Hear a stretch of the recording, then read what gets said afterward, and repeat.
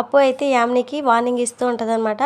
చూడు యామిని, ఇదే last and final warning. ఇంకొకసారి మా అక్కల జోలికి వస్తే నీ తుక్కు రేగొడతాను. నేను మా అక్క కావ్యలా క్లాస్ అనుకుంటున్నావేమో ఓరమాస్.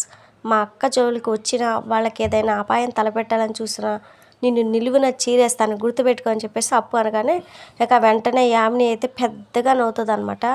ఏంటి నేను వార్నింగ్ ఇస్తుంటే నీకు కామెడీగా ఉందా అని చెప్పేసి అప్పు అయితే అంటదనమాట. మరి లేకపోతే పోలీస్ డ్రెస్ వేసుకొని వచ్చి డైలాగ్స్ చెప్పగానే గజగజా వణికిపోతాను అనుకున్నావా? నీకు అంత సీన్ లేదు. నా పెళ్ళి నువ్వేంటో చూశాను కదా, పెళ్ళి ఆపేస్తానని కళ్ళకన్నారు. నేను ఆ రౌడీకి డబ్బులు ఇస్తుంటే వీడియో తీశారు. చివరికి ఏమైంది? నువ్వు సంపాదించుకున్న సాక్ష్యాన్ని నువ్వే కాపాడుకోలేకపోయావు. ఇంకా నువ్వు నన్నేం చేస్తావని చెప్పేసి ఆమె అయితే అంటదనమాట. ఇక అప్పు అయితే చిటికి వేసి మరి బిల్డప్ అయితే స్టార్ట్ చేస్తుంది. హలో అమూల్ బేబీ, ఆ రోజు నిన్ను అరెస్ట్ చేయకుండా వదిలేసింది సాక్ష్యం లేక కాదు, మా అక్క వద్దని చెప్పడం వల్ల అని చెప్పేసి అప్పు అయితే అంటదనమాట. ఇక యామిని అయితే షాక్ అయిపోతుంది. మీ అక్క వద్దనడం ఏంటి అని చెప్పేసి భయపడిపోతూ అడుగుతూ ఉంటుందన్నమాట. మరి లేకపోతే నువ్వేదో నాకు తెలియకుండా నా వీడియో డిలీట్ చేయించడం వల్ల తప్పించుకున్నాను అనుకున్నావా?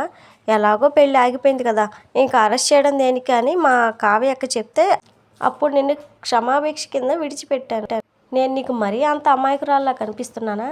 సాక్ష్యాన్ని సంపాదించుకోవాలంటే నాకు 5 నిమిషాలు పట్టదు. ఏంటి డిలీట్ అయిన వీడియో మళ్ళీ ఎలా సంపాదిస్తుందని ఆలోచిస్తున్నావా? ప్రతి ఫోన్కి రీస్టోర్ ఆప్షన్ అనేది ఒకటి ఉంటుంది. దాని నుంచి మళ్ళీ డిలీట్ అయిన వీడియోని సంపాదించవచ్చు. నీకు తెలియకపోవచ్చు, కానీ నాకు తెలిసి అమ్ని మా బావ నిన్ను తన బంధువు అనుకుంటున్నాడన్న ఒకే ఒక కారణంతో నిన్ను భరిస్తున్నావు. ఆ మర్యాదను అలాగే ఉంచుకుంటే నీకే మంచిది. కాదు కూడదని మా అక్క జోలికి వస్తే తను వదిలిపెట్టినా నేను వదిలిపెట్టను. చేతులకు సంకెళ్ళ వేసి మరి నేను లాకప్లో పడేస్తాను. ఈసారి చేత్తో పడిన దెబ్బ అప్పుడు లాఠీతో పడుతుంది, గుర్తుపెట్టుకో అని చెప్పేసి ఇక వార్నింగ్ అయితే ఇస్తుంది అనమాట. అప్పుడే రాజు అయితే అక్కడికి వస్తాడు.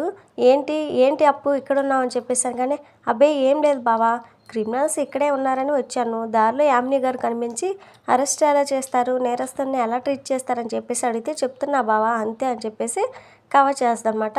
అవును బావా అని చెప్పేసి యామిని కూడా అనడంతో ఇక రాజు అయితే పెద్దగా పట్టించుకోడు అనమాట. ఇక అప్పు వెళ్ళగానే యామిని అయితే బావా కళావతికి ప్రపోజ్ చేసావా అని చెప్పేసి ఏం తెలియనట్లు అడుగుతూ ఉంటుంది అనమాట. లేదు యామిని కుదరలేదు, త్వరలోనే చేస్తానని చెప్పేసి ఇక రాజు అయితే వెళ్ళిపోతాడనమాట. చెయ్యనివ్వనుగా బావా అని చెప్పేసి యామిని అయితే కోపంతో రగిలిపోతూ ఉంటుంది.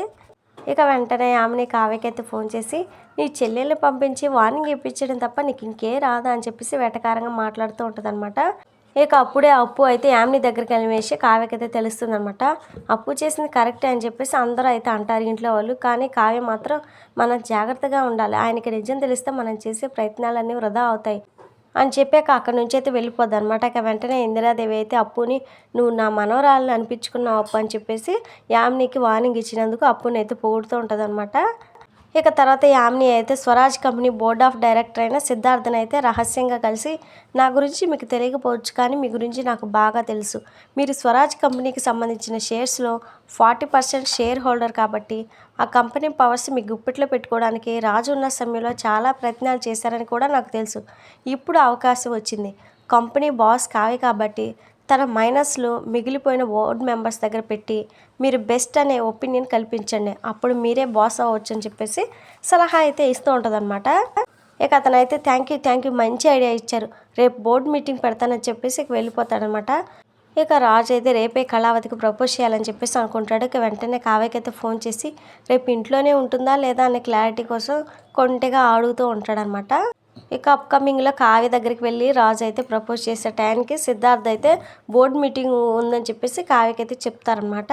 వస్తున్నా అని చెప్పేసి ఇక వెంటనే కావ్య అయితే అక్కడి నుంచి అయితే వెళ్ళిపోతుంది. రాజుకైతే ప్రపోజ్ చేసే అవకాశం మళ్ళీ అయితే పోతుంది అనమాట. ఈ విధంగా యామిని అయితే రాజు అయితే కావ్యకి ప్రపోజ్ చేయకుండా అడ్డుకుంటూనే ఉంటుంది.